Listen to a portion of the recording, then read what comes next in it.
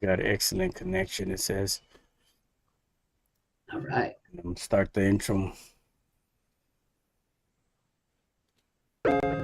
Welcome to Roll Call, the #1 Birmingham Roller podcast, bringing together Birmingham Roller fans from all over the world.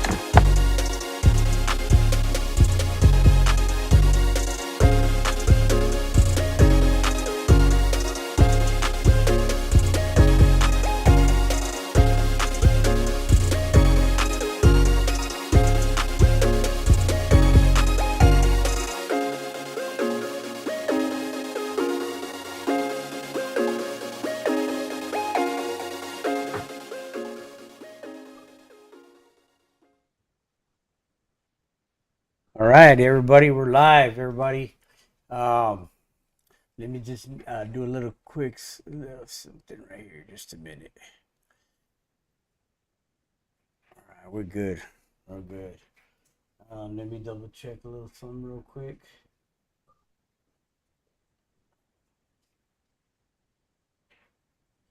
Hold on, everybody.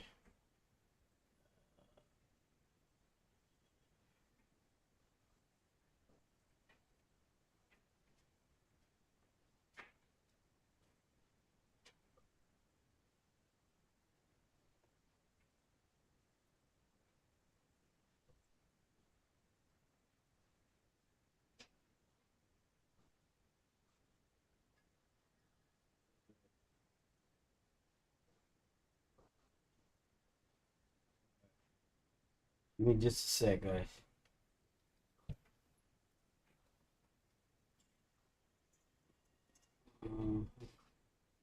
All right, we're good, everybody. Thank you for joining us today to another episode of Roll Call. We're live streaming again. I'm Jerry Chacon, Rayford Lewis. Thank you for being here. Thank you, Jerry. Thank you, and we definitely got to welcome our guests, right? Yes, for sure. Why don't you go ahead and introduce them while I check a few things here. Well, this is everybody. This is Jim Sherwood. I've never met Jim before, but I feel like I know him. I've been hearing people talk about him forever. I've always wanted to meet him. From what I understand, Jim's a pretty quiet guy, Yeah. but a joker, I hear. So you get me rolling. Yeah. So nice to meet you, Jim. Thanks for coming on. Sure, you bet. Thanks for having me. Yeah. So, Jerry's trying to get some stuff done in the background there, but as we get started, we'd like you to tell us a little bit about yourself, where you're from, how you got started in rollers, how you got into the family that you eventually ended up with. Because anybody that's ever heard your name has also heard that guy flies some damn fine birds, man. Well, I don't know about that, but I tried. I tried. But yeah, my name's Jim Sherwood. I live in Norton, Ohio. That's in northeastern Ohio, right outside of Akron and not far from Cleveland. And I flew rollers for about 50 years. I started when I was 10 years old, and I have to thank some people before we really get going here. But like Roger Baker was like paramount, when I was a kid. He was the guy. I saw those pigeons at his house, and man, I was hooked. I went home and told my dad about them, and he made me a little loft, and about 3 days later, I had pigeons going. And my brother flew them with me too. And we flew probably 5 years down there and only saw one hawk in 5 years. That was great. Right. Guess them days are gone here anyway. They're gone. Yeah. But Roger would take me to shows and flies, and I had to write some stuff down here because I'm not good with names and stuff anymore. But like I remember going to Carl Grafey's. That was an all breeds club, NEOB and FA it was called. And but most of the guys that were at the meeting were roller guys, you know, and that's all they were talking about was rollers. And Carl Grafey is the guy. I guess everybody's heard about Roger Baker's Blue Lace. Mhm. And the story was a roller guy brought Carl Grafey a black self cockbird and told him, this guy told Carl, test mate this thing, it's throwing some odd colors.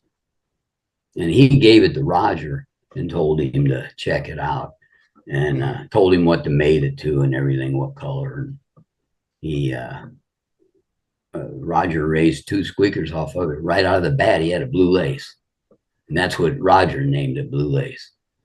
But you know, there was a lot of scuttlebutt that it was bred out of some goofy show pigeon thing, you know, and that wasn't true. But it was a lot of fun up there meeting those guys, and there'd be kids there, and after a while we'd run around outside and everything, you know. But Roger also took me to the Stark County Fair show, and there was roller guys from all over the East Coast on there. It was a pretty big show for a fair. And when it was over, we'd go to Russ Harder's house and have a big picnic, and they'd be flying birds, and I was just a kid running around there looking up in the air and trying to find some pop to drink or something. But he I lost my train of thought there for a minute. I'll be doing that now and then, but it comes back. That's okay. That's okay. Yeah. So you were saying that you guys were at his house for a picnic and you were running around. Oh yeah. You know, The guys, some of the guys in Canton, it was a hotbed in those days. I'll tell you what, Canton and Akron, man, it was full of roller guys. There were 26 kids flying rollers within a 2-mile radius of me, and I lived somewhat out, you know. I sat down, counted them one day, and I thought, I couldn't believe how many kids was flying rollers, and it was because of Roger Baker or Carl Ganyard. wow. But those guys in Canton, there were guys down there. A few of them I remember was like Matt King, and the old guy, the German immigrant that everybody talked about. Let me see.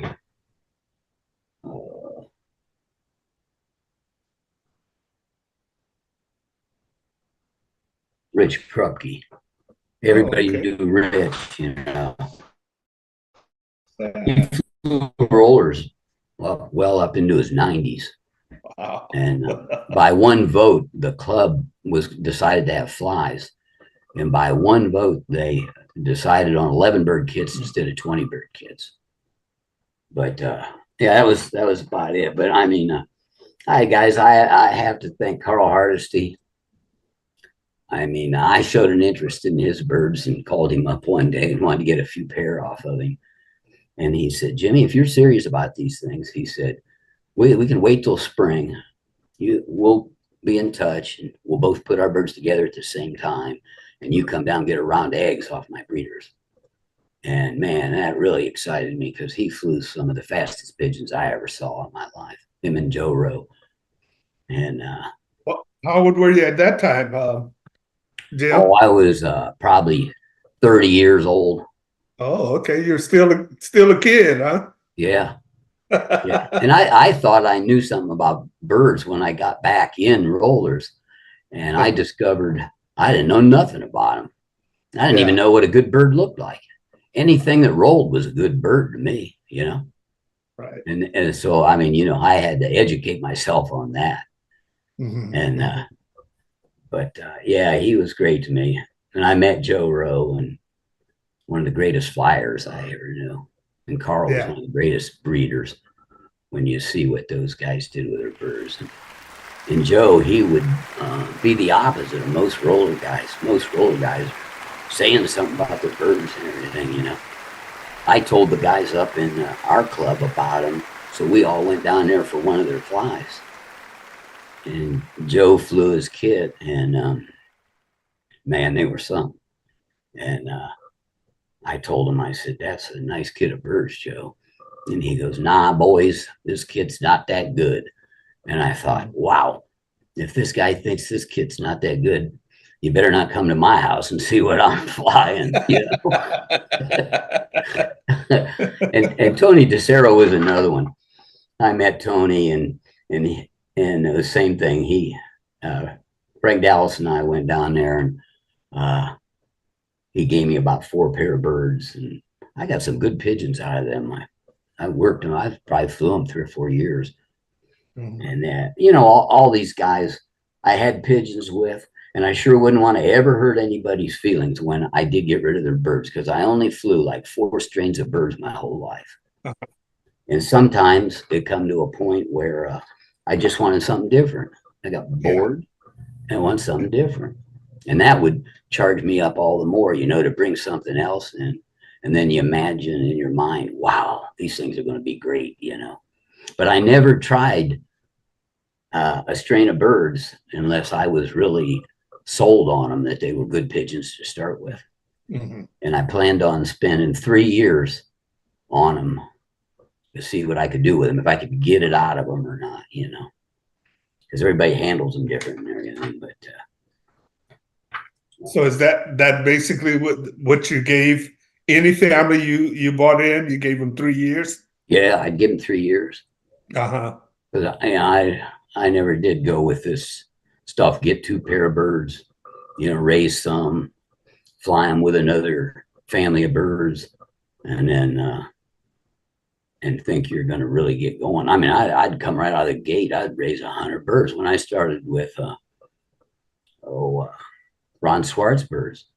I raised 100. I mean, I raised 100 birds a year. Joe Rowe told me that all the time. He said, "Jimmy, it's a numbers game when you first get started. You know, you can't fill up a kit box of 20 good birds with raising What was 30.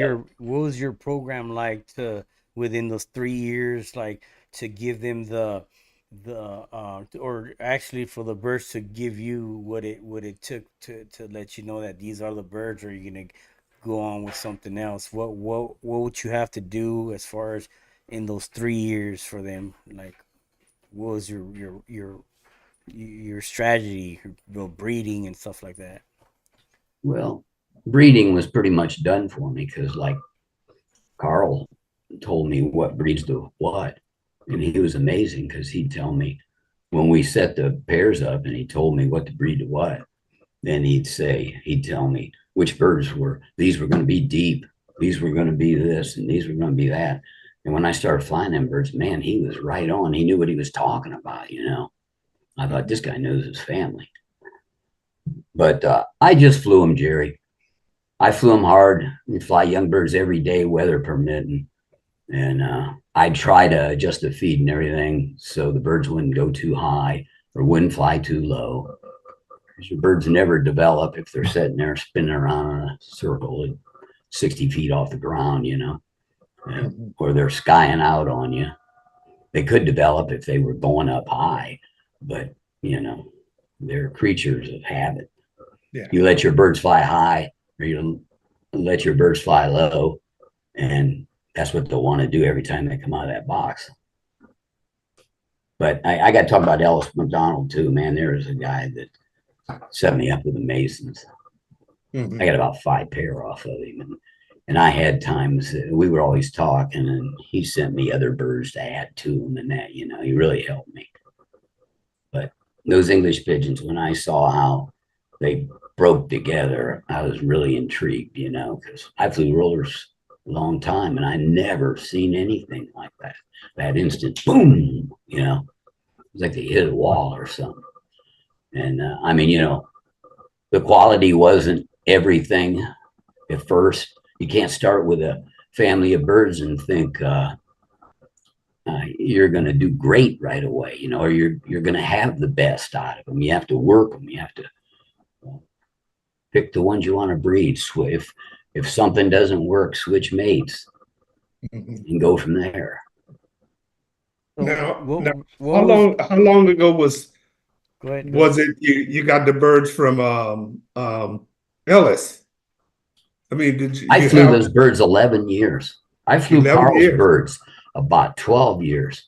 Wow. And then I flew, and that shows you how much I liked them. I wouldn't have stuck with them all them years unless I liked Right. them. I worked hard to make them better, get better with them, and it takes a while.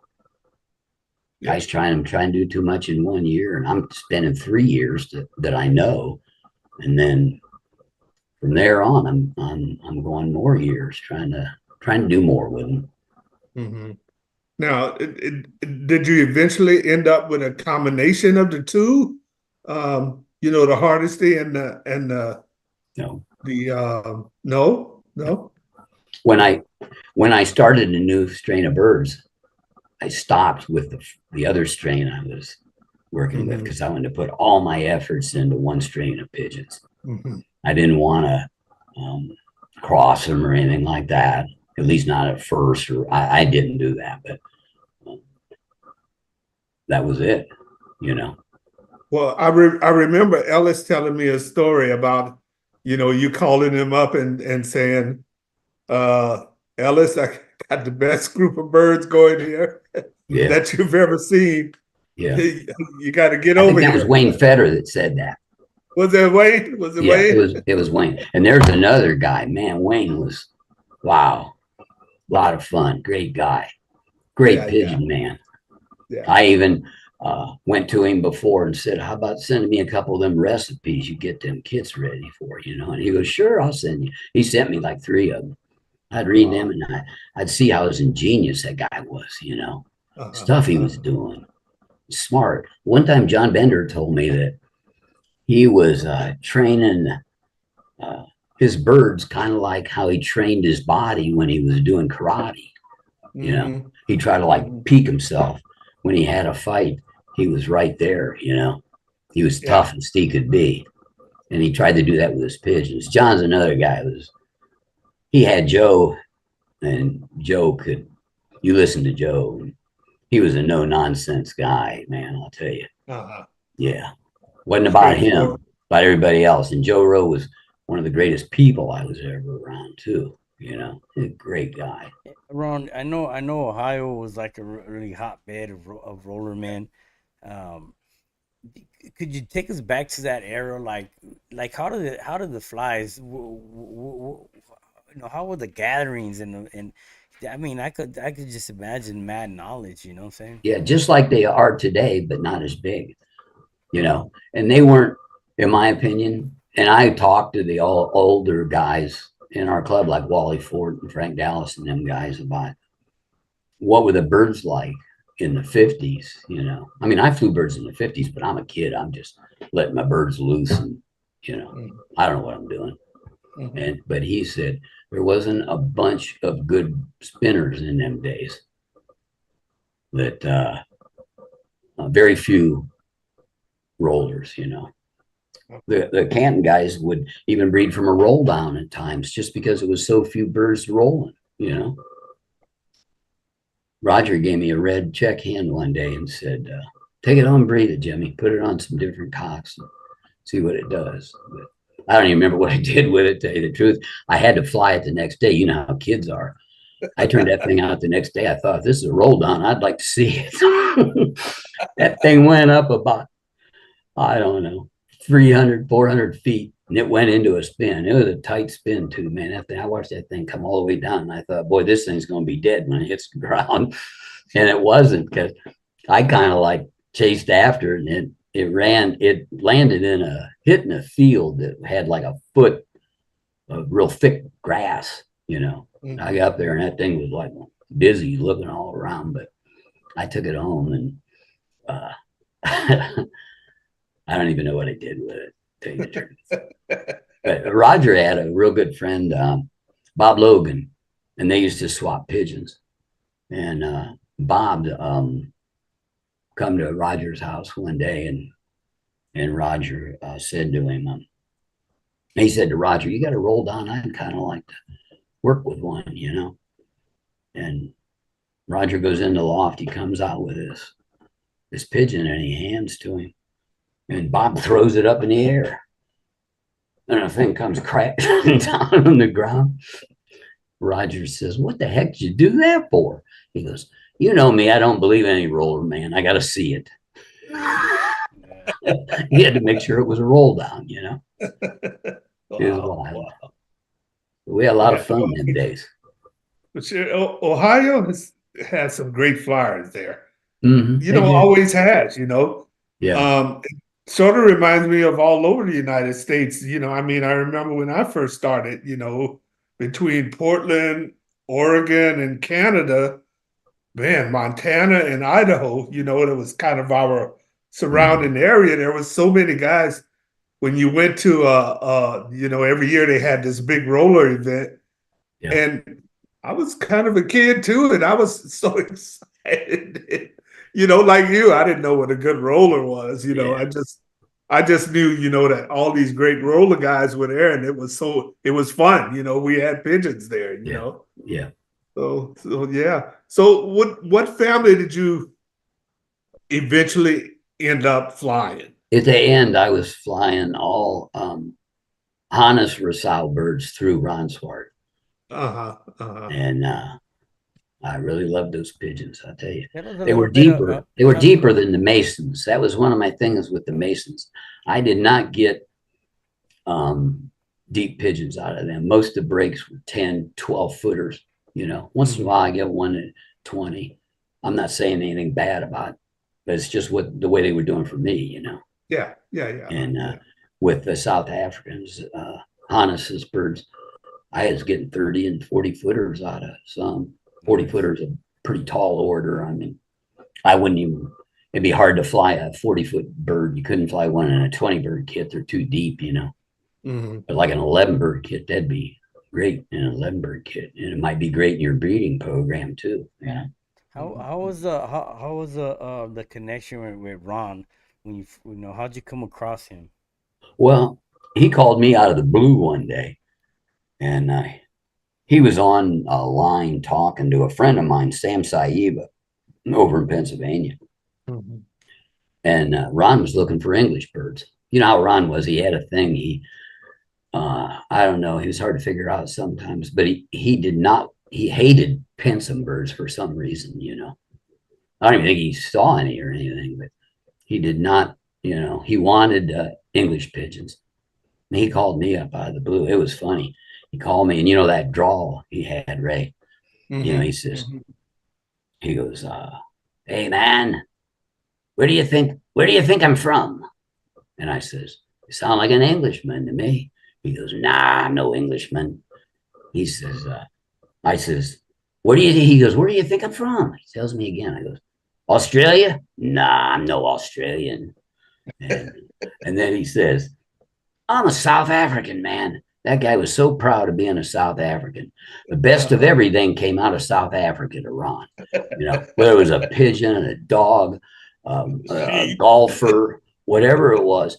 He even bought South African whiskey. He'd call me up and he'd say, "You want me to send you a bottle, Jim?" I go, "No." I says, "I drink beer once in a while, but I really don't want no whiskey, Ron." But he was a character. I had a lot of fun with him. But so he called you out of the blue and yeah, he called me out of the blue. Started talking. He wanted he heard I had mason pigeons, you know. So at the time, my daughter had moved to Georgia, and my wife and I were thinking about moving down there. So I lent all my breeders, my mason breeders, to a guy in Texas, and then I get a dead spot there, guys. We were talking about the Masons that you had at oh yeah. So I mean, I had birds raised and everything, you know. So I sent Ron a 25 bird young bird kit, and he was flying them, and they were not easy pigeons for me to handle. I had to really work to get them to lift.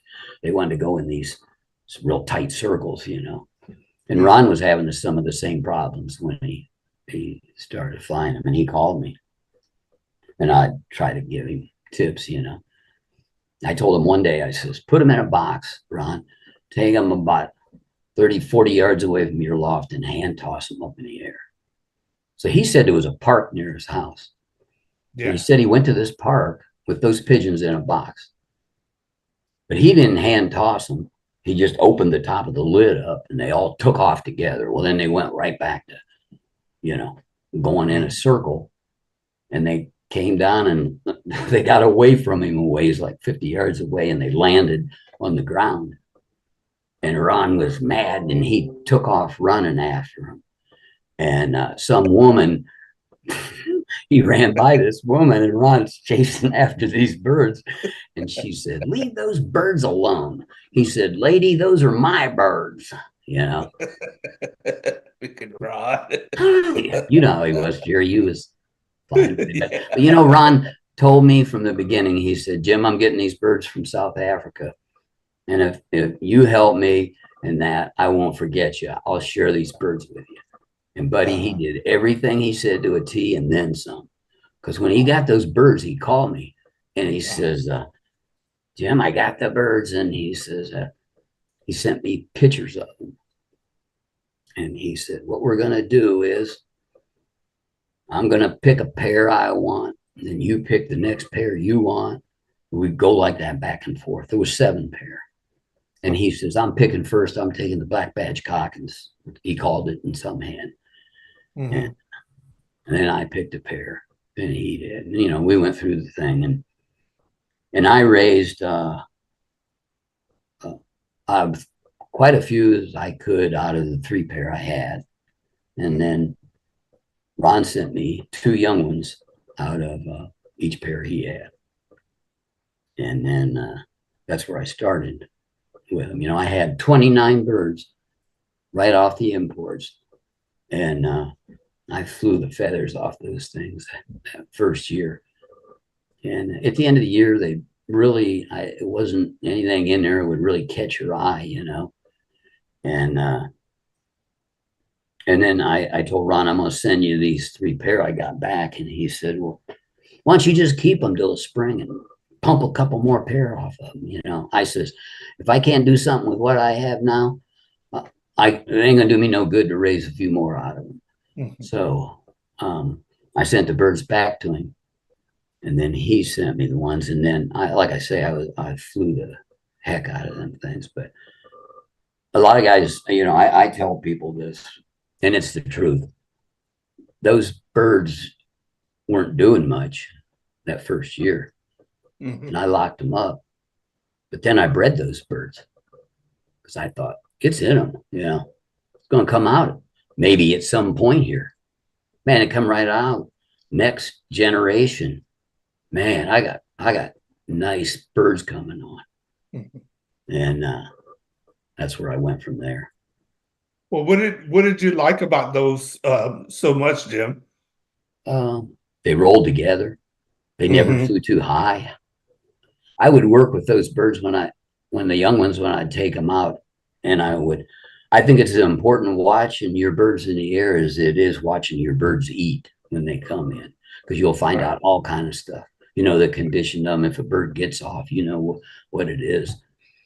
And when I first started flying English pigeons, I got rid of all my traps. Ron wanted them, so I sent 4 traps to him. And I started flying open door.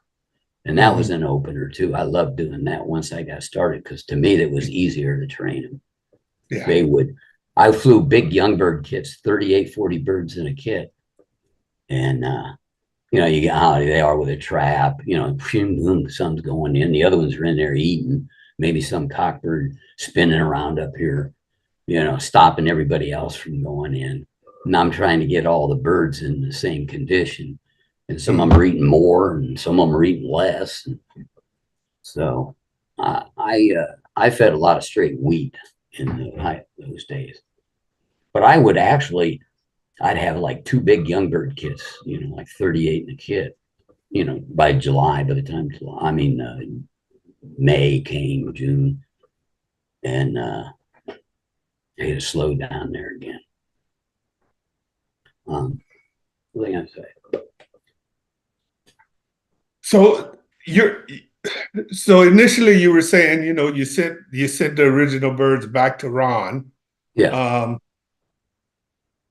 I'm just trying to get this clear in my head. So you sent the original birds back to Ron, but what you had there, you took and you bred out of yeah, the young ones that the weren't doing young. a lot. I was telling you, Uh-huh. I bred out of them birds. How many guys do that? Yeah, yeah. Breed out of birds. You just flew them for the whole season and nothing caught your eye. But I thought, like I said, when I decided to work with the family, I already knew they were good.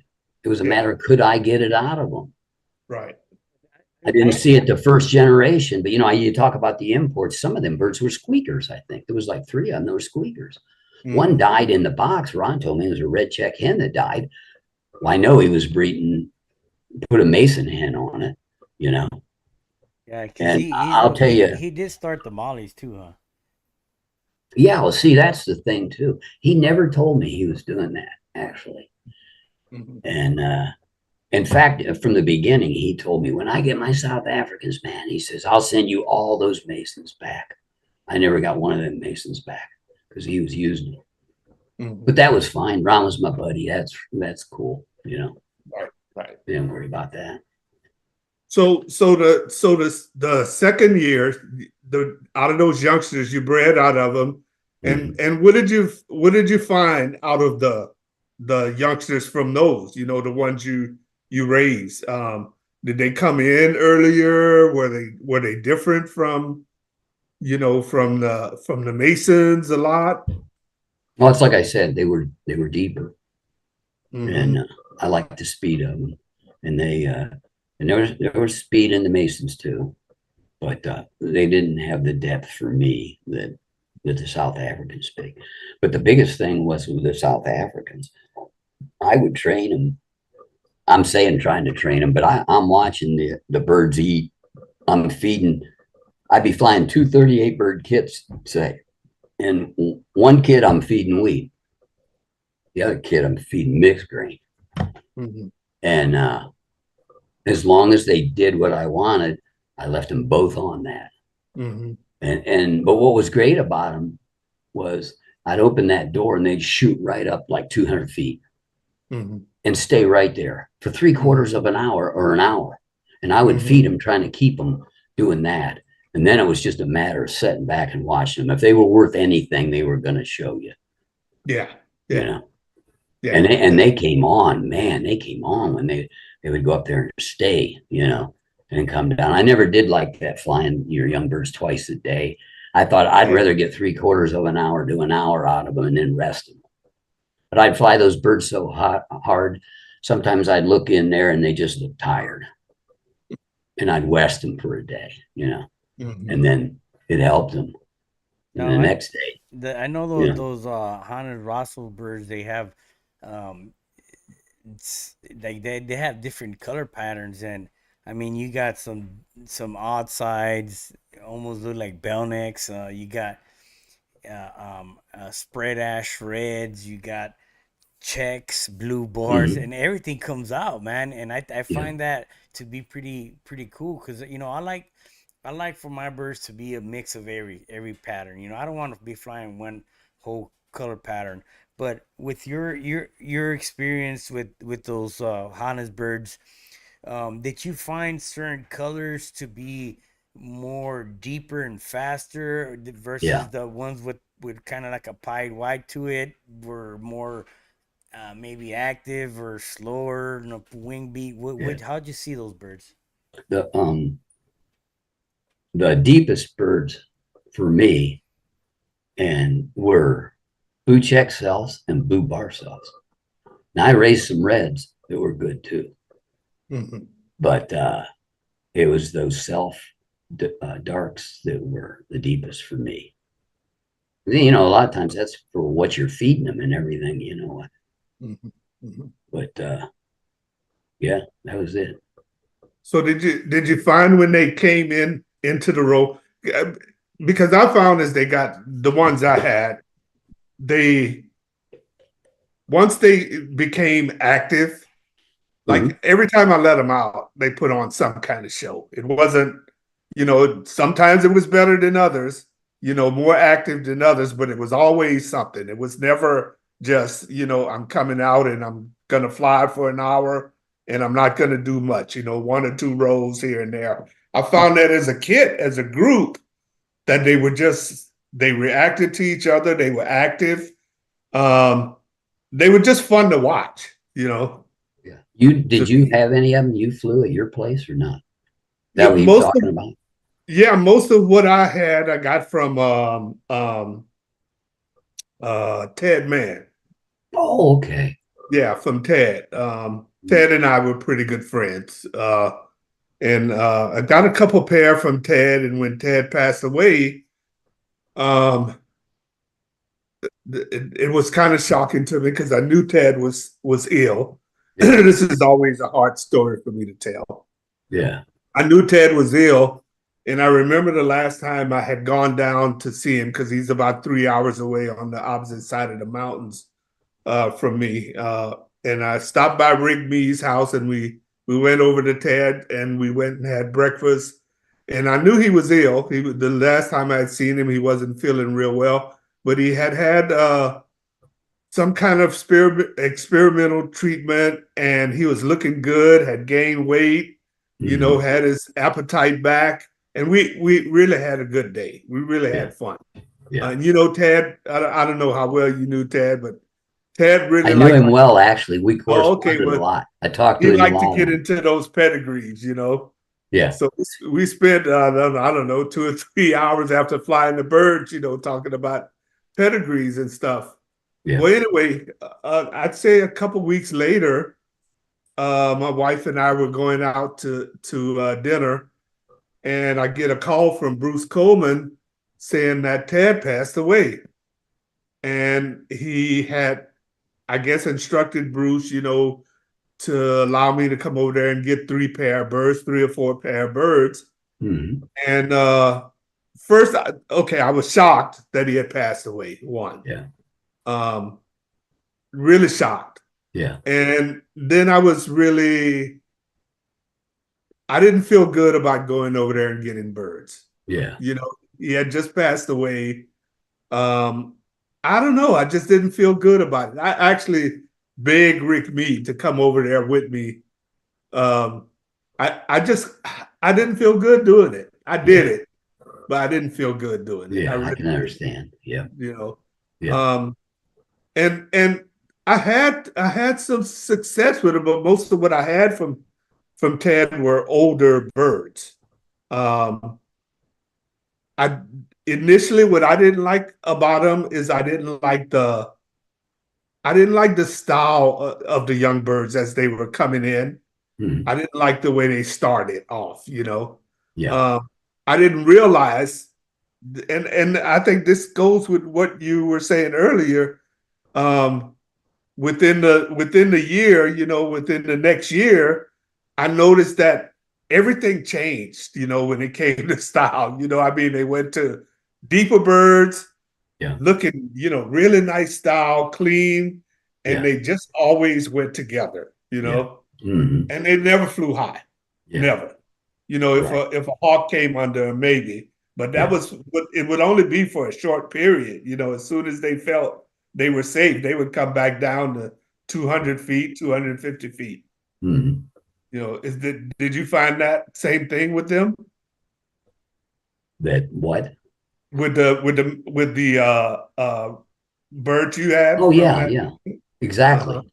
Yeah. uh-huh, But when I first met Ted, I started talking to him on the phone, and you could tell right away he knew what he was talking about. He was a good pigeon guy. He had mhm. homers for years in California Yeah, before he got into yeah. rollers. And when I first started talking to him, he had got these birds from Ron. Hey, he tells me one day he'd go over and see Ron watch his birds. And he said Ron had I think it was a hen in his kid, and he said, "Man, that thing was a good pigeon." And Ted says to him, "Ron, I'd like to buy that bird off you."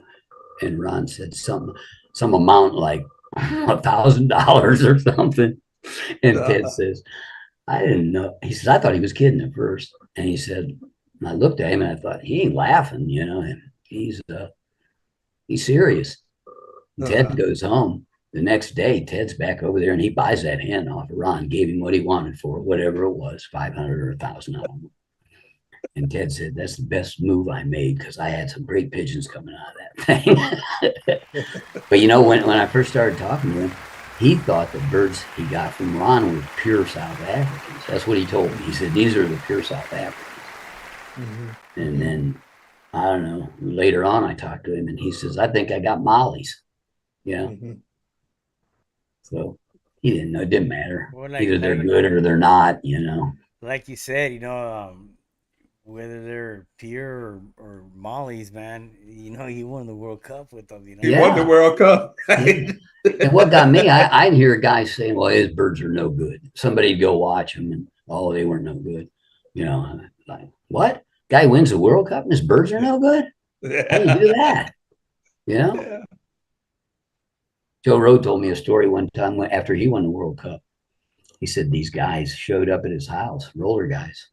I'm not even going to tell you what state they were from or anything. They just showed up at his house and in the morning, and they wanted to see the best birds in the world. And Joe says, I don't know if you'll see the best birds in the world or not, but I'll be glad to fly them for you. So Joe said he went out and turned them out and flew them. He hadn't, fed them for a big fly or something. And he said, they did decent, but he says, I hear these two talking to each other and they're going, the one guy says, I got better birds than this at home. And Joe says to him, well, why don't you go home?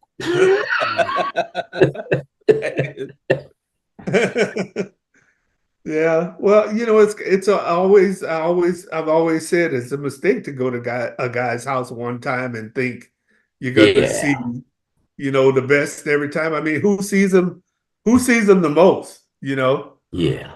Maybe another friend and you yourself, right, Jerry? Right. Yeah. I mean, when you see them at their best, it's usually just you out there. Yeah. The best flies I saw out of mine was in my own backyard when I was sitting back there by myself. It'd be a day where it was maybe overcast, a light drizzle, and just the weather. I mean, they just blew up, I was like, wow. They were fun to watch. Did your brother, did he get out of birds eventually? Yeah. He never stuck with him, Didn't stick with him, huh? No. So what, I mean, I know that eventually you let the birds go, right? I mean, you don't have birds right now, do you? No. It got to the point, hawks were here so bad. I was running my breeding program and my flying program around the hawks. Like with the breeding, what worked best for me was I'd put my breeders together on February 7th. And then I built platforms. I had all individual coops. And then I built up a platform about 10 inches high, and I put the nest bowl on top of that. And then they'd lay their first round in that nest bowl. And then when they started getting, like 10 days old or something, I put them down below, the young ones. And then they'd lay back their next round. But the real secret was I made these little feeders like 5 inches long, 3 inches wide, put a rim on them. And I would set that next in front of where them squeakers were, them babies. Mm-hmm. So they're watching their parents eat, and then they're feeding them. And I mean, it wasn't long. They were over there picking up feed. And what I was trying to do was rush them along because I wanted them out in the kit box. Yeah. I always like taking birds out younger than most guys wanted them feathered under their wings. I have a lot of trees here and stuff. And that, birds are strong when they're feathered under the wing. And when you first take them out, I lost birds before doing that. They get on the other side of them trees and they're lost. I'm running around. My wife was laughing at me. I'd be getting some older birds and go down the road. And, a couple times I just get on the road in my car hunting for the kit, Whole kit took off. And my wife laughed when I come back. She says to me, what are you going to do when you find them? You know, hey, follow me back home. You know, Yeah, I've done yeah, that. I've done that too, and I'd be whistling with a whistle. yeah, Jeez, yeah. And yeah, neighbors a mile away probably like, what the heck is this dude doing? You know? yeah, yeah. But I never finished my How story many with pair did you breed out of? about And then 12. about And 12 I pair? breed 12 pair, and then I do 2 experimental pairs every year. Mhm. Maybe a real nice spinner, but you know, it it was just an experimental pair. You know, it was like maybe a 40-foot cocker, really cranking, and I found some birds like that. You know, some of them experimental pairs would outbreed some of my breeders. You know, Mhm. then I'd start using them.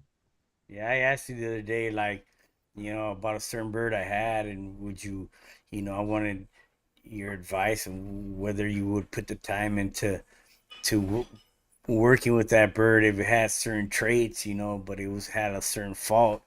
And I Yeah, like what you said. I always have like an experimental pair, so that you would know what's the outcome. Because or else you're just going by what somebody else tells you to don't do right, this, right. or I would put this to that.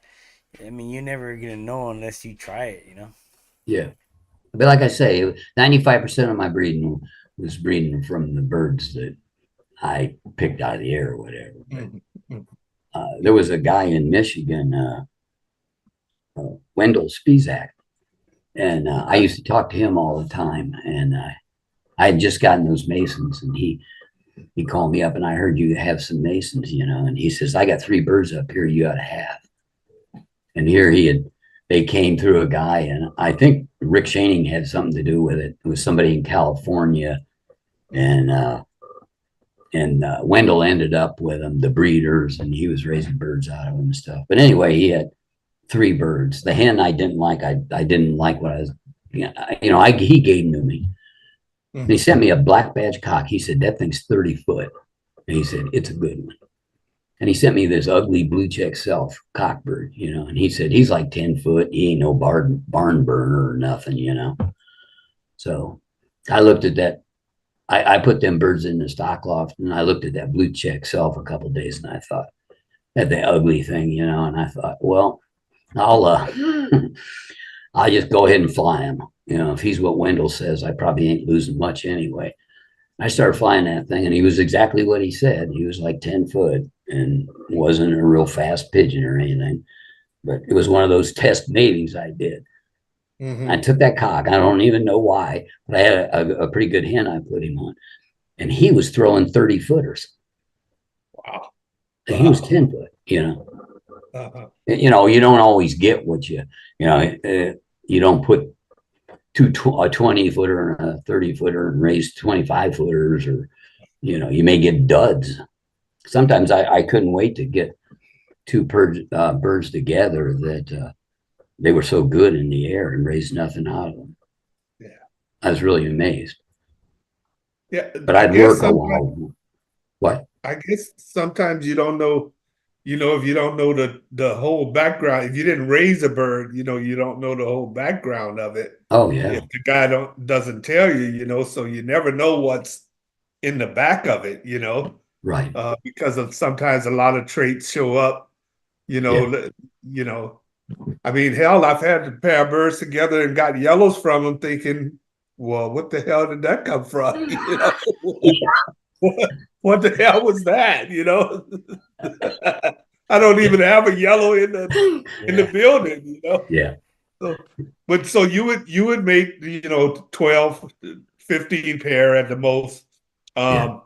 And you said you would what, breed about 100 youngsters? Yeah. I'd breed right around 100, especially when I first started, because, I Uh, wanted as many birds as I could get in the air. And one thing that was a real advantage for me, I was a teamster, and I got 30 years and I retired at 51 years old. And so I could spend all day out there. But what I would do was, I didn't want to push my wife too bad on living out there, you know. yeah. So I would crack of dawn, I was out there feeding water my breeders, and I'd be over, the first kit would go up, you know. And what a difference. You know, the air's cooler in the summer.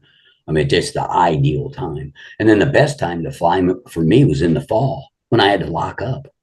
Uh-huh. Air started getting cool. My birds are working, you know, and I got to lock them up. When I got rid of my birds, I was flying 5 months and locking up 7. And I got to the point I thought, I'm not flying rollers, I'm feeding hawks. Because I had to lock them up because that they would have devoured. I mean, when they came in, it was a vengeance, buddy. And I'm right. I got this big woods I'm on the edge of, and them Coopers are woods hunters anyway, you know. Yeah, yeah. But oh, they were ruthless. And then I started getting falcons too. Oh, man. There were 6 pair of falcons nested here. Some on the way to Canton, some in downtown Akron, and some up, you know, going towards Cleveland. And those things would show up, and they were ugly. Anybody has to deal with them, I feel sorry for. How much They, time did you put into those South Africans? Like how long? I know you say you put 11 into the Mason birds. yeah, I think I got those birds from Ron in like 2012, maybe 2013, and I got rid of all my birds in 2017, I think it was. So what's that? 5 years I had them. Yep. So did you you know, once you got the birds up and flying, did you give them a certain amount of time, you know, to come into the role before you decided, you know, okay, it's time for me to let this group? Not really, because I was flying on a short flying season anyway, you know. So some of it might be able to do something like that out of the first round, but when you start, you know, the third round or something, they don't have enough time, you know. You can't expect wonders out of babies. Right. So I would hold them over and get them out in the spring. And spring was ruthless here. I felt always so. The guys that were lucky, like I had friends like Norm. He had his birds out in February, getting them ready for like the World Cup or something. If I turned my birds out in February, there wouldn't be nothing left of them. Yeah. And that was something else too. I worked hard at trying to get a good kid going, and I'll be darned if I was going to donate them to a bunch of hawks. Yeah, you know, and start all over again the next year. That'd have been worse yet. I'd rather lock them up 7 months. But it got to that point, there wasn't much left. It kind of got easy to get rid of them. I tried to get rid of them a couple times along the way. One time I gave guys birds. I said, this is it. I'm done. And I gave birds, and Richard Miller found out about it. He was a good friend of mine, and Richard found out, and he called them guys up and gave them hell. He said, you take Jim back his birds. They said, he gave them to me. He says, I don't care. You take his birds back to him. And all my birds come back. I never even asked for them, you know. So then I'd stick with it for a while. But that's what was happening. how close would you go into the breeding with those birds? I mean, how close? Yeah, like as far as your breeding program, how would you bring them back tight to, like, say, the parents, or you keep them with distance, like inbreed, line breed? What would you do? That's a good question. I just bred my own way. I didn't have a set thing. Like I said, I picked birds out of the air. Everything I did was, you know, what I saw in the air and what they'd breed, and I just kept breeding that way. I didn't necessarily start breeding brother and sister and stuff. I never did go for that one, but you know. Was there anything other than the selecting them from the air that you would like to see in your birds? You know, you have a lot of guys that are in beliefs of, you know, the feather quality and the type, the body type, and stuff like that. Did you have any beliefs in any of that? Well, I was feeding my pigeons good enough, so all of them had pretty good feather quality. All I was looking for out of rollers, you know. They were giving me what I saw. But it was funny. I was telling you, sometimes I'd be flying 2 kits of young birds and was feeding one all wheat and one mixed grain. And later in the season, they were both doing good, so I left them alone because I preferred to fly all wheat, just one grain. But these birds are eating mixed grain and they're coming out, going right up to 200 feet, 45 minutes to an hour. I ain't gonna touch them. Let them go. I'd let them go, and then like July would come or August, and all of a sudden I'd start having problems with it. And I really picked them up and started really looking at them hard. And I had 2 major different conditioning problems going on in the kit box. I had fat birds and I had skinny birds. And they weren't wanting to work together in that the way I wanted, So I went in and I picked all the skinny ones up and threw them in that box. Picked all the fat ones up and put in that box. So what do you think I was doing? I was separating the hens from the cocks is what it came down to. Yeah. It was okay for a while, but then they'd get to a point where, and then, I'm watching them eat too. And, it was a major problem. How'd you take care of it? Like I said, they're getting more mature. You got hens and cocks together. They're wanting to mate and everything, And I hated to see that where they're up on the roof chasing each other around. And I just wanted to let a kid out, get their work, come down, land, go in when I want. That's another thing with flying an open door. It forces you to be a better handler of your birds. You get lazy with a feed can. They'll come down and land. Maybe half of them will go in, maybe 3/4 of them, and you got 4, 5, 6 of them sitting around, looking at you. Now, when you had the when you noticed that the thinner ones and versus the bigger ones, it was separating the sexes already. Would you feed them different? The hens versus the cocks? I might feed them the same, but it was the amounts, Trying to think of what I was going to say. So are you saying that where the hens just eating slower, or the males were just pushing? Males ate faster as a rule. Yeah. I had a few hens that were fast eaters too. But do you ever get these birds? You watch them in your kit box; they're eating, and they'll pick up a few grains here, and then they'll shoot across the the coop over here and get a few, and then you see these cockbirds. They're like, they ain't moving, until there's nothing in front of them. I started feeding the hens different from the cocks, and it's working, man. They definitely eat different. I mean, I think the cocks eat more and faster, and I noticed that too with the South Africans, that the males seem to mature maybe just a little bit earlier than some families do, and they can get into that thing where they're running around on the roof chasing hens.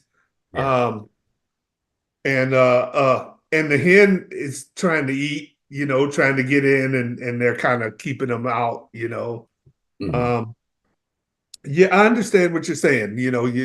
Once you separated them, even if you fed them the same amount of the same type of food, the amount changed a bit for both, or just the hens. Did you end up feeding the hens more or different grain? At first, when I had the skinny ones and the fat ones, I'd feed the skinny ones more, and I'd feed the fat ones less. Yeah. And then I'd go from there, But I loved feeding all wheat. Man, I love doing that because I just have to adjust the amount I gave them, because when you're feeding mixed grains, them cocks they'll eat the peas first. Mm-hmm. And then those hens are sitting there eating Milo. Just, that's why they got so skinny. Yeah. Wild bird seed was in it, some of it. I fed nothing more than 11% feed. That's all I fed my breeders. And when I I fed mixed grain to flyers. It was 11%. So I have a question because you said you were flying. You would feed it one group. You would feed mix, one team mix, and the other straight wheat. Mhm. And you didn't see a difference in the activity or anything from that between the two different groups. Here's the thing, Ray. I wanted to bring my birds out as soon as I could, and I had a fence around my kit boxes, and I had stand up fit kit boxes. I never did like them little boxes, and I took a double rabbit cage and tacked it on. It was like maybe 10 feet away from the kit boxes. So I'd bring those babies out and put them in the kit box. They couldn't even fly. I'd toss them in and they'd go thump, thump, And once they were in there for like 2 days. And once they were on their own and they were eating and drinking good enough, then I started putting them in the rabbit cages. Then I would see, I'm trying to break them in the time slot I want. Like I would whistle, throw the feed in there, and they would break themselves in once they got used to that whistle, and they could just hear that feed hit, and they're in that cage looking. I can't let them out because the hawks would tear every one of them apart. They chase them all off, and so I would open that. They're sitting there seeing me throw that in, and then I just open the door up, and then the whole bunch. That was after when they could fly, but I would just keep hand tossing them in at first, and then once they could fly, I would just open that thing and let them fly in. So they're breaking themselves. They're watching, they could see the kit boxes, the roof, the whole place around, and so they were real easy to train once. And then once I started flying, I'd fly some birds from the year before that, like really weren't into the role yet. Those were the first ones I'd let out. And that would be like the earliest middle of April. And a lot of times I'd just try it and then have to lock up again, wait another week and try. And those are the birds I started with. And then they reached a point where they were letting up. And then I could get my better birds out and start flying them young birds. I'd start flying the other birds first, and then the young ones are watching land go in and everything, They broke themselves in. It was easy. But the reason with he was talking about why I had some on mixed grain in 1 week was I also fed some medicated chick starter when they were babies. I fed some to the parents too. So they knew what it was and they wanted to eat it. And I wanted them as healthy as I could, when they first started flying. And let me think a minute here. When I did that help? I mean, what I would do was start them out on this medicated chick starter just in the bottom, on the floor a little bit, and then some mixed grain. And that's what they would eat. And then once I started flying them, I'd keep them on that till I see how they reacted to it when they started flying. Now, if what I was looking for was to switch them over to all wheat, but like I said, some of them started off and they were doing everything I wanted on mixed grain. So I just let them on mixed grain. And then maybe the kid ahead of them, I would end up switching to wheat, and they were doing what I wanted. So I had two different totally ways of feeding them at times and getting the same results. And they're all out of the same pairs. Figure that one. Well, no, I understand because each kit can be a little bit different, Right. And react a little bit different too. So yeah, I totally understand what you're saying. They were doing fine on the feed you were feeding them, so there was really no reason to change it. So yeah. And I'll say something else. I never ever with new guys or anything hear somebody talk like I'm talking right now and try to mimic something I'm doing. Mhm. Don't ever do it. Mhm. If it's something if you're having problem with something, yeah, maybe try something. But if it ain't broke, don't try to fix it. You know, if you're not having a problem with something, why would you listen to any roller guy about what he's doing? You know, Right. Right. now if you're having a problem, then yeah, or figure it out yourself. You know, And when it came down to like seeing the best performance within your birds, a lot of us practice like breaking them out, feeding them up, doing like a yo-yo on the feed. Was there anything that worked for you as far as to get the most activity out of your birds? And I know that you get to the point where you could peek them out, and it won't last for a long time, just a few days. But yeah, what worked for you to get them right on point? pretty much what everybody else talks about.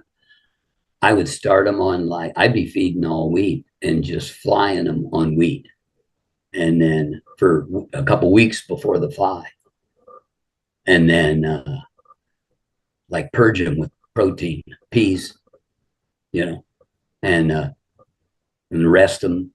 I never rested mine more than 2 days and then fly.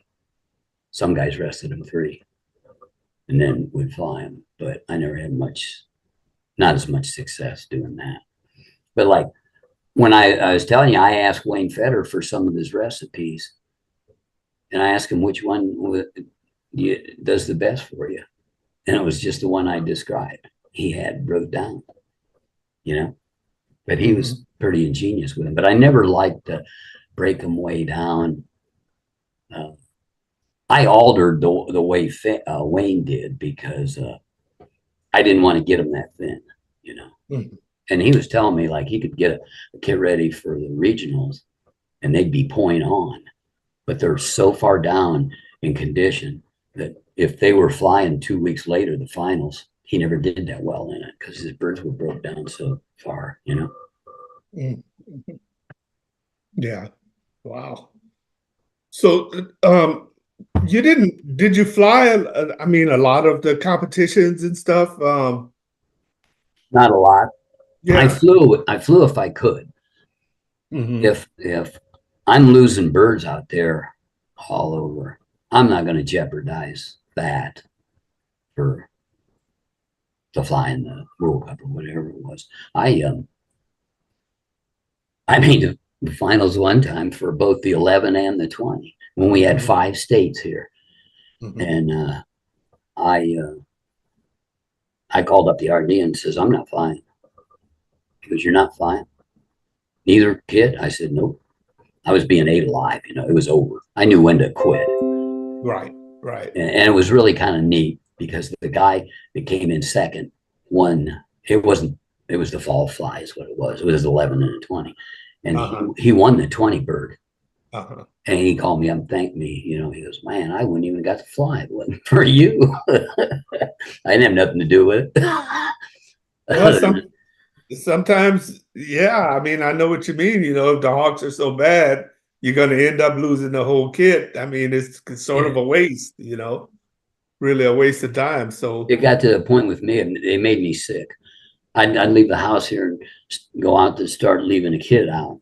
And I'm thinking, as soon as I let that kid out, they're going to be all over them, you know. And that's the way it was. They after a while, once they know where their food source is coming from, they're going to camp out waiting on you, you know.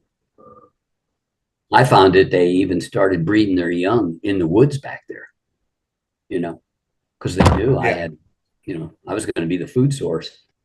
But I think with that, the reason why they let up so much in the spring on me was because the Cooper Hawks were on their eggs at the end of February, Mhm. end of February.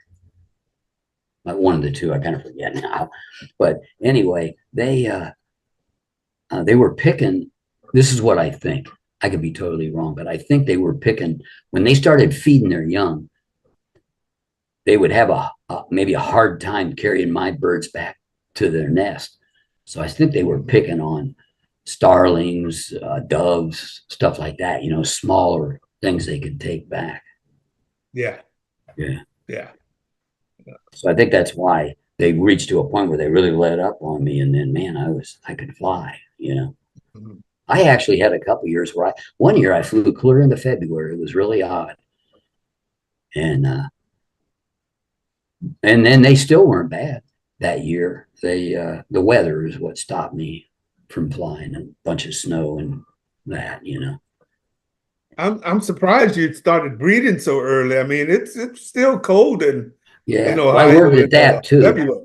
I had Yeah. my loft was an old chicken coop, and Uh-huh. it was kind of dark in there, So I went on the would be the east wall, and I got this great big window this contractor gave me, and I cut a big hole in it to fit it, and I put that gigantic window in there. Then I went Uh-huh.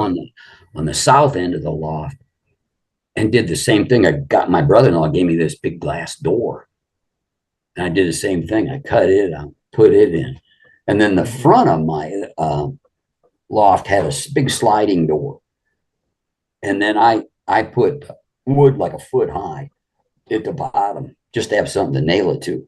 And then I bought plastic and I filled that whole thing with plastic. So if the sun came out, when the sun came out, it was like a hothouse. You know what I mean? Oh, okay. So it really warmed it up. Yeah. I didn't like that thing of putting heaters in there myself, but I've known guys that have been very successful doing it. I've seen guys breed totally different, fly totally different, feed totally different, and have good results. Mm-hmm. So pick out something that works for you and go for it. Go for it. Yeah. There's not one way of doing this. Yeah. Now, That's what I'm trying when to you say. had your birds, like let's just say, um, you start picking out the birds, selecting the birds to put together a good team. What were you looking for? I mean, did you look at birds that were rolling from the front, from the middle, from the back? What? I mean, a Yeah. lot of us look at some birds being the trigger birds, and Yeah. what went into your main team? Well, I would pick the fastest, best kidders I had, and I would just start flying them together. And so I wasn't really paying attention to whether they were rolling from the front or the back or the middle, stuff like that. Although I can see that those birds in the front can be a real asset to you.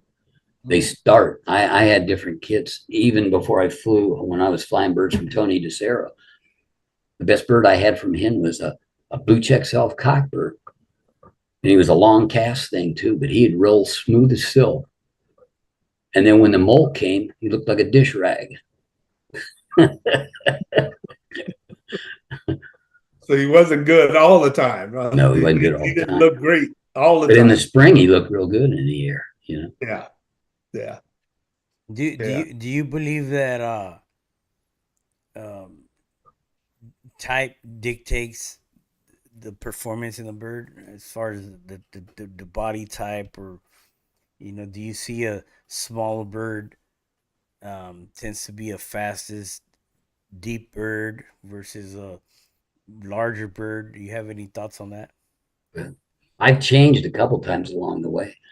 When I first started, I was looking for a smaller bird, and I think the smaller ones were faster too. But a lot of them, it was what was in them. But uh, then I kind of went with, I mean, if you're worried about structure and that, you got your kids flying. If pick out some good rollers and just look at them and see how they're built and that. I used to breed from birds if it was their tail was a quarter of an inch longer. I didn't care if it rolled right. So I wasn't really paying all that much attention to that. But I would look at those birds, and I never thought like, oh, I got to breed from a bird that's got a long keel or a short keel or something like that. Mhm. I'm a hillbilly breeder, I call it. I'm a hillbilly, and I'm just looking for good pigeons to breed from. And if they breed good ones, I'm going to keep them in there. Mhm. That's it. Now, did you use the same pairs most years, or did you switch them up, or when Use you're what, Ray? mating on your matings, when you put a mating together one year, did you put the same pairs together the next year? If they were producing what I wanted, they could grow Uh-huh. old and pass away together. You never But take them apart if they never produce. take them apart. If they're breeding what I want, what reason do I have to stop that? Uh-huh. You Uh-huh. know, Yeah. How Yeah. how old was their were the birds when you see the best performance in there? I mean, were there young birds that you have early developers, and like when did you see the best? probably like in the fall is when you see the best. When they first come into the role, maybe you know they're not all that in a cupcake, but Yeah. as time goes on, they get better. Or they don't. The best So ones so do. so the second fly season, you see the bet like a competitive uh, um, um, bird for a good team. Would you say? Yeah. When I would put those birds together and try to build a team from, they looked like they were trying to outdo each other in the air. It was really odd. I watch them and they do one break and they come back and and it was faster. It was a faster break. You know, it just seemed like they were trying to outdo each other. I know that sounds crazy, but it did.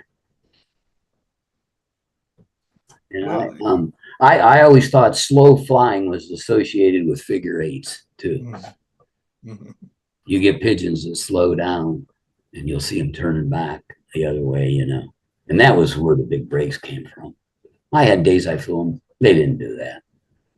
You Yeah, know, I agree they with you. they they roll and that, but not like on some days. Where they were really into it. Yeah. Yeah. Yeah, I agree with that. I mean, you gotta have more of a slow wing beat to the bird, and um, get them to that point. And I mean that's where you say you gotta know how to feed them and what to do, and where your location is at, and Yeah, understand them to do the yeah. This best. is Ohio to me. Northeast Ohio is a fantastic place to fly rollers. We have good springs. We got quite a bit of rain here in the spring, but in the fall, it's great weather. It's just the hawks that have gotten so bad, you know. Mhm. But Well, weather-wise, this is a great place to fly pigeons if the hawks weren't bad. Are we gonna see you there here in a few months? I know the convention is gonna be there in Ohio, not too far from where you're at. Yeah, So yeah. I would like to go, but my wife has MS, and I don't leave her anymore. mm, I did for a while. She encouraged me to go to those flies, like in Kentucky and South Carolina and different places, and I would go. And then I reached a point. One day I was standing there with a bunch of roller guys watching a kid, and I thought, you know what, I should be home because my wife was, and at that time my wife was taking care of my son. Most guys know I lost two boys, yeah. and he was, he was bedridden, and he was hit by a drunk driver pulling in our driveway, and we took care of him for 21 years before he died. And the pigeons helped me get past some of that too. They were a blessing too, along with family, friends, and the good Lord. yeah. Mhm. Well, I would love to hang out with you and talk birds. I might just have to get me a rental car and go swoop you up. Yes, And maybe both of us. I'm not gonna Maybe say both of they ain't gonna us. take a no for an answer. You know what I mean? Yeah, Yeah. yeah. I miss my birds at times. If I could fly pigeons, I'd have some out there to fly. But at this location, I ain't getting back in. I'm done, No. and I'm 76 years old, so I'm running out of time. Yeah. Well, like I said, man, a lot of people we hear a lot about Jim Schwartz, Sherwood, but I never could put the face to the name, and Yeah, now we could know, we all know who he is, because yeah. I'll say this: there's nothing special about Jim Sherwood. He's just a guy that worked his birds hard, and I'm no Bill Pensum. I ain't no part of it. That's just the way I am. now do you got any good stories of when you first started? Like, a lot of us know about the Pensum era and stuff like that. Did you ever come across knowing Pensum or getting close to anything? Any stories? Because that's another No, not too Pensum many. died in what was it, 62 or 66? So yeah, 62. yeah. So the guys that I hung around with in that, the local guys in the club, they like Roger Baker and Frank Dallas got in his Volkswagen Bug one time and drove all the way to California to that pageant of pigeons or whatever it is. And Roger raised the first blue lace in 1961, I think it was. And he took that blue lace with him, one of them. And it was funny because he was telling me he had that in a cage in the show. And these guys were looking at it, and Roger told him it was a blue lace. And then he said all of a sudden everybody started yelling, "Here comes Benson! Here comes Benson!"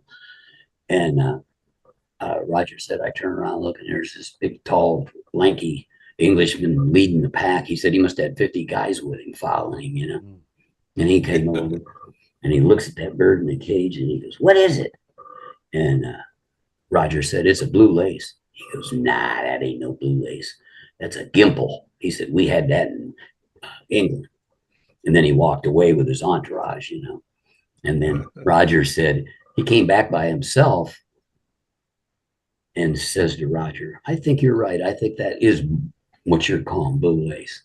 And Roger says, "Why the hell didn't you bring your entourage back with you? You called me a liar in front of them. Why didn't you bring them back?"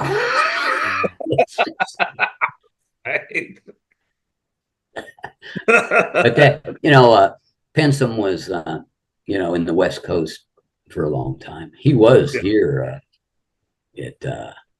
where was he? Up in New England or somewhere, New York. Yeah.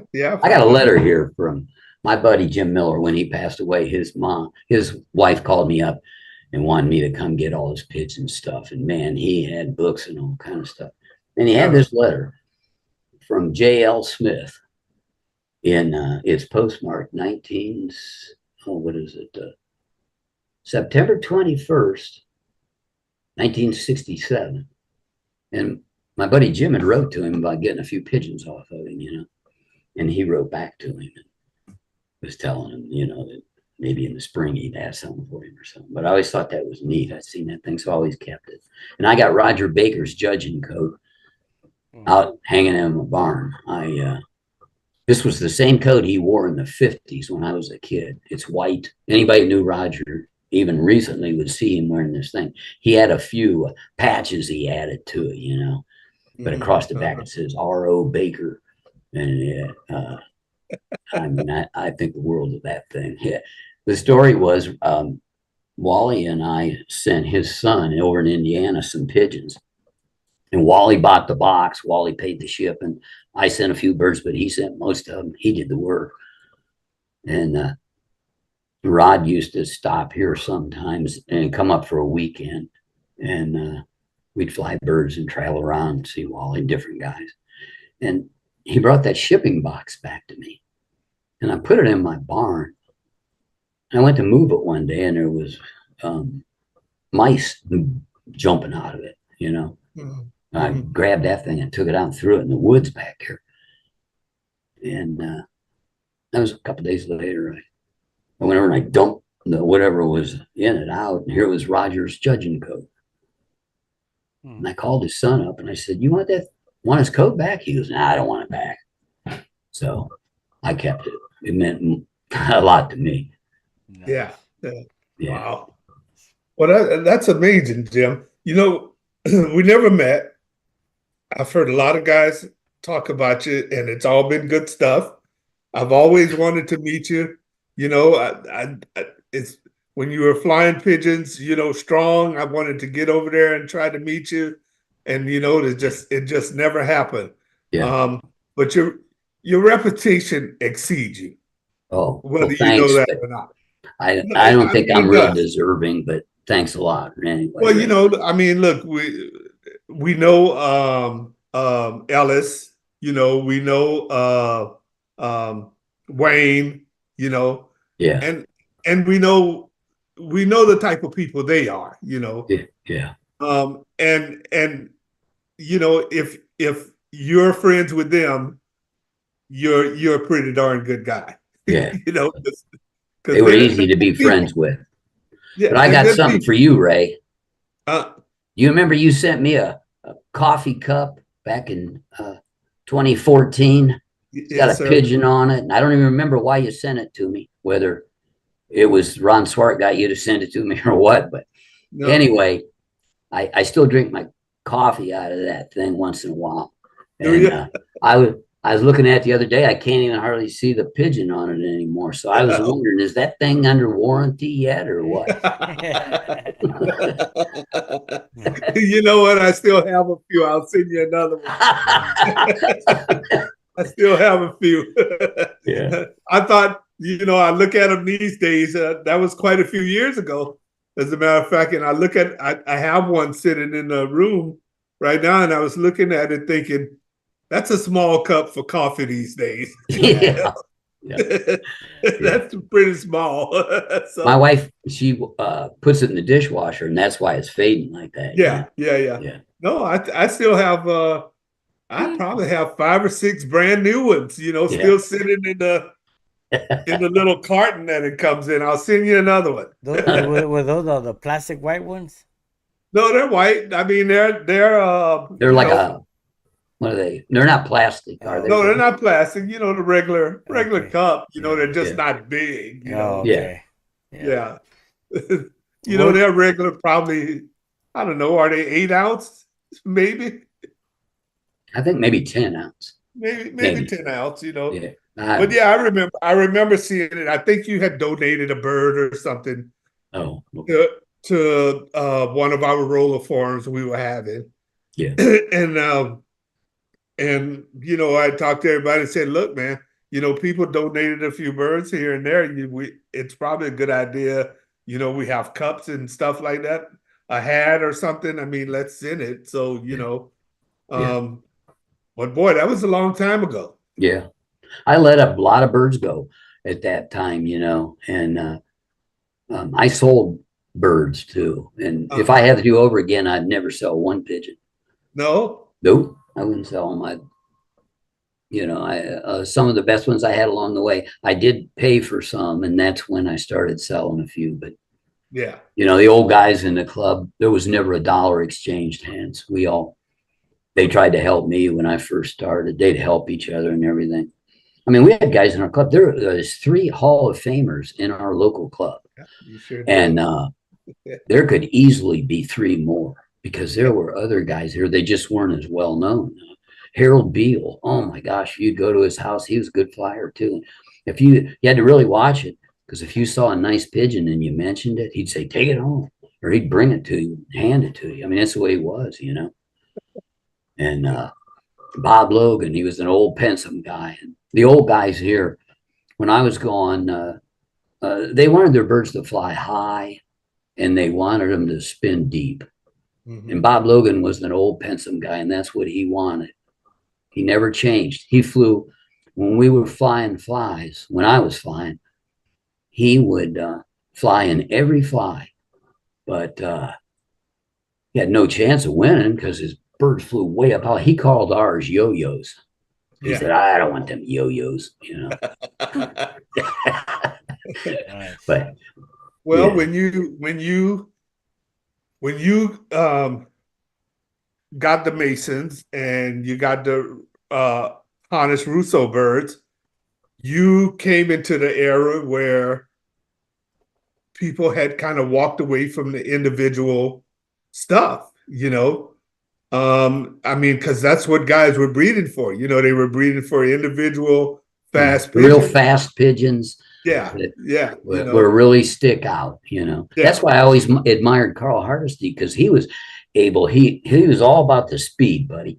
And he was able to go here and there and pick what he was looking for. He knew just what he wanted.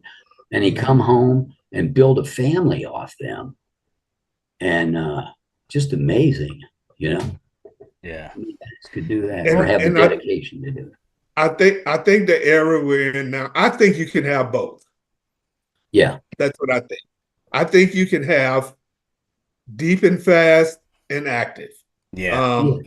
Sure. I think you can have both. There's no doubt about it. It's a harder thing to do, you know, Yeah. because speed and depth brings in its own problems, right? You know, Yes. and then you add in frequency, and okay, then now we got another, Yeah. you know. But if you do it right and choose the right birds, and I think that's what I heard most about you, that you flew fast pigeons that broke big together, and they had good depth. I wasn't always satisfied with what I was flying, you know. I always tried to improve and fly the best. I mean, I wanted to fly the best. And whether I ever got to anywhere close to that, I don't know, but I tried hard. But there was a lot of times I was not the easiest guy to please. I'll be truthful. I had a judge come here one time, and I had a pretty good kid of birds, and I turned him out, and he's watching. They're judging the birds, you know, and I watched them for about 2 minutes. I was not happy at all what I was seeing. I went to